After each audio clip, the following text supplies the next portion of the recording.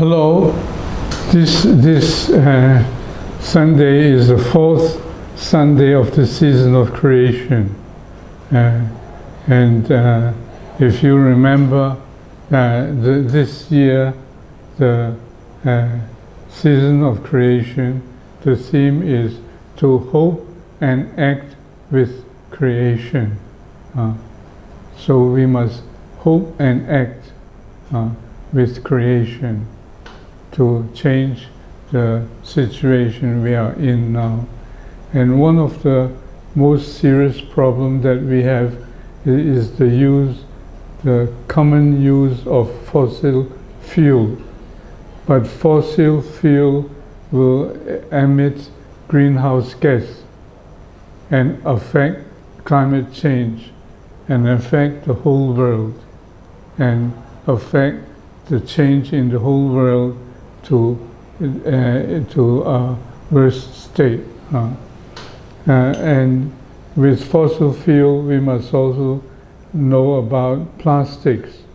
Its effect is toxic pollution and damage to the environment. We should talk more about this, but we do not have enough time to do that. So we must all go and understand more about this and act to change the situation from the damage that is being done to the whole world, to the whole climate, the whole situation. The floods that we are having, the global warming, etc. So we must, within a few years, it will get worse and worse. And we must act as soon as possible and as fast as we can. So we must stop using fossil fuel and emphasizing the use of plastics. Okay, and we must remember that God is the loving creator of all creation. So the loving creator, we must follow the creator, the loving creator, and learn to love God, love humans, and love the earth. And we must respect the creation in its biodiversity. And now the biodiversity has been damaged, and many elements have been destroyed. So our right attitude should be to love the environment and take care of the environment, to love God, humans, and the earth. And we must also learn to have childlike wonder of nature's mysterious beauty, etc. And we will talk about this more in the Gospel reading. So we come to, today is also the 25th Sunday, ordinary 25th Sunday. And the three readings are from Wisdom, Letter of St. James, and the Gospel of Mark. We will have excerpts from these readings.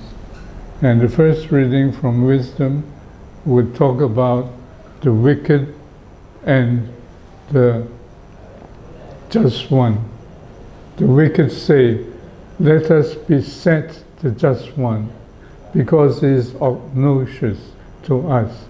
So the wicked feel that the just one is not obnoxious. Why? Because he sets himself against our doings, reproaches us for transgressions of the law, and charges us with violations of our training. So the wicked people here do not like the just one and feel that they are not good to them. So the wicked people say, "Let us see whether his words be true. let us find out what will happen to him, that means to the just one. For if the just one be the Son of God, children of God, God will defend him and deliver him from the hand of his foes. With revilement and torture, let us put the just one to the test, that we may have proof of his gentleness and try his patience. Let us condemn him to a shameful death, for according to his own words, God will take care of him. So the wicked ones would do this to the just one just because they indicated that the wicked ones are wrong. So they want to harm him, harm the just ones. These were their thoughts, but they erred, for their wickedness blinded them. So the wisdom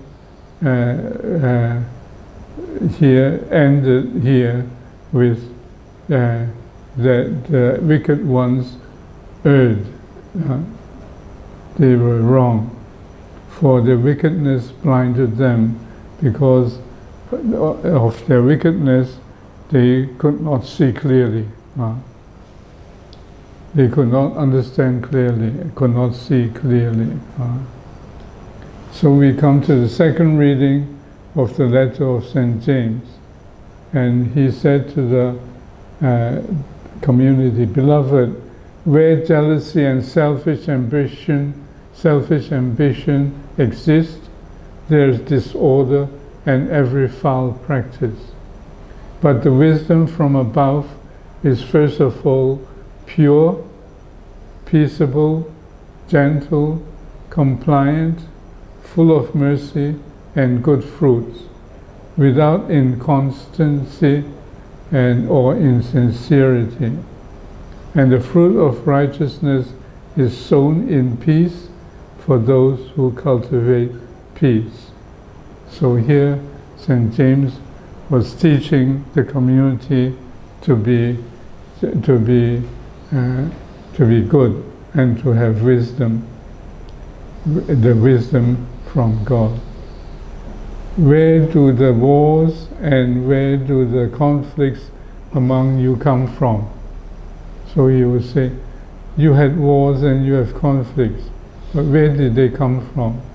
Is it not from your passions that make war within your members? You covet, but you do not possess. You kill and envy, but you cannot obtain. You fight and wage war. You do not possess, because you do not ask. You ask, but do not receive, because you ask wrongly and spend it on your passions. So here,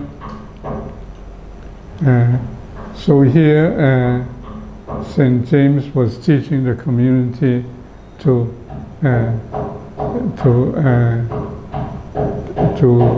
be good and to know how to ask, and yes. Now we come to the Gospel of Mark. Jesus was teaching his disciples and telling them, "The Son of Man is to be handed over to men, and they will kill him. And 3 days after his death, the Son of Man will rise."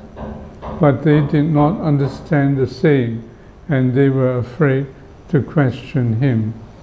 So here Jesus talked about the core of his death and resurrection, his salvation of us. But the apostles did not understand, and so they did not dare to question him. Then they came to Capernaum, and once inside the house, Jesus began to ask them, "What were you arguing about on your way?" But they remained silent. They had been discussing among themselves on the way who was the greatest. Then he sat down and called the 12 and said to them, "If anyone wishes to be first, he shall be the last of all, and the servant of all." So here, Jesus knew that they were discussing who was the greatest, and he told them that if whoever wishes to be first, he shall be last of all and servant of all. You should be humble and serve people. So here we must remember this. All of us must learn to be humble and to serve. And then Jesus, taking a child, he placed it in their midst, and putting his arms around it, he said to them, "Whoever receives one child such as this in my name receives me, and whoever receives me receives not me, but the one who sent me."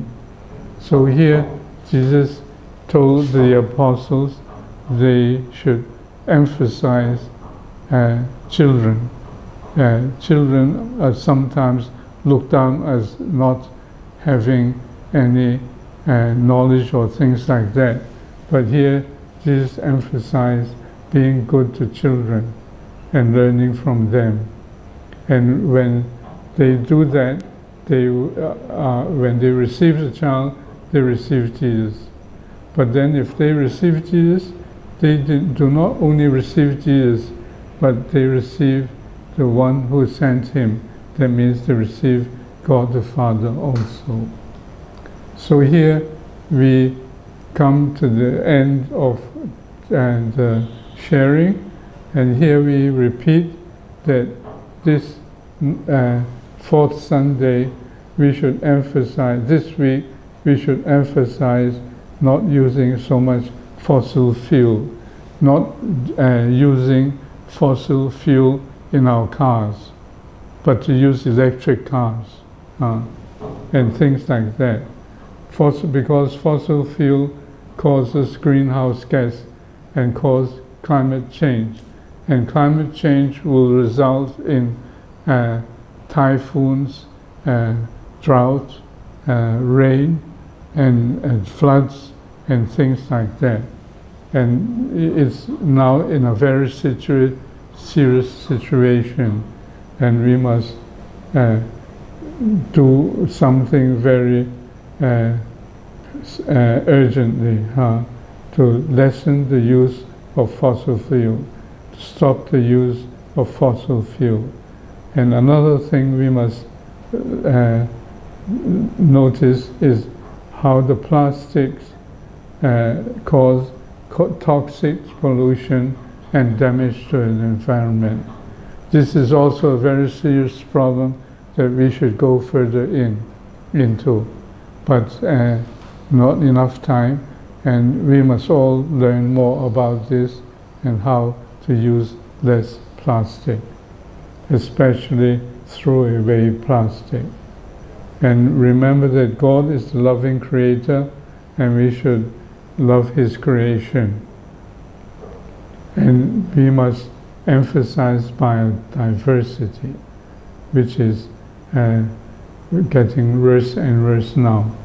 And we must have the right attitude of loving God, loving humans, and loving the earth. And one thing we must learn from the gospel is that we must learn to be like children, and they're having childlike wonder at nature's mysterious beauty, etc. So they when they see something special, they wonder about it, and they notice it, and they notice it in such a way that it's easy to emphasize to them to care about the situation, the environment. So we must all act urgently and do more for the sake of the earth and God's creation. So God bless all of you.